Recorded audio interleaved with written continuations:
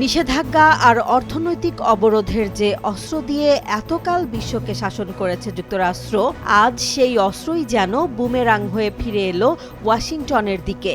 যে চীন আর ইরানকে ভাতে মারতে চেয়েছিলেন ডোনাল্ড ট্রাম্প, আজ তাদেরই পাতা জালে কার্যত নতজানু হতে হলো মার্কিন প্রশাসনকে।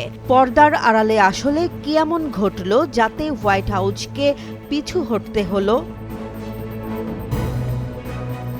যুগ যুগ ধরে ডলারের আধিপত্য আর সিলিকন ভ্যালির প্রযুক্তিকে ব্যবহার করে অবাধ্য দেশগুলোকে শায়েস্তা করেছে যুক্তরাষ্ট্র। কিন্তু ২০২৬ সালের এই নতুন বিশ্বে সমীকরণ বদলে গেছে। হোয়াইট হাউসে ফেরার কয়েক সপ্তাহের মধ্যেই ট্রাম্প যখন একের পর এক শুল্ক আর নিষেধাজ্ঞা দিচ্ছিলেন, তখন বেইজিং আর তেহরান বেছে নিল একদম ভিন্ন পথ। তারা সরাসরি আক্রমণ না করে আঘাত করল বিশ্ব অর্থনীতির লাইফলাইনে।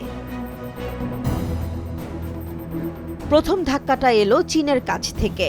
আধুনিক প্রযুক্তির প্রাণ বলা হয় যাকে, সেই বিরল খনিজ বা রেয়ার আর্থ মেটালের ওপর নিজের একচেটিয়া নিয়ন্ত্রণ ব্যবহার করল বেইজিং। রপ্তানি বন্ধ করে দিতেই অন্ধকার দেখল মার্কিন টেক জায়ান্টগুলো। ঠিক একই সময়ে মধ্যপ্রাচ্যে শুরু হলো নতুন খেলা।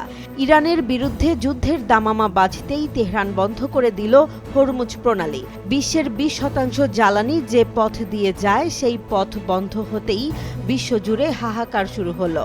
মার্কিন জ্বালানি স্বনির্ভরতার দাবি মুহূর্তেই ধুলোয় মিশে গেল।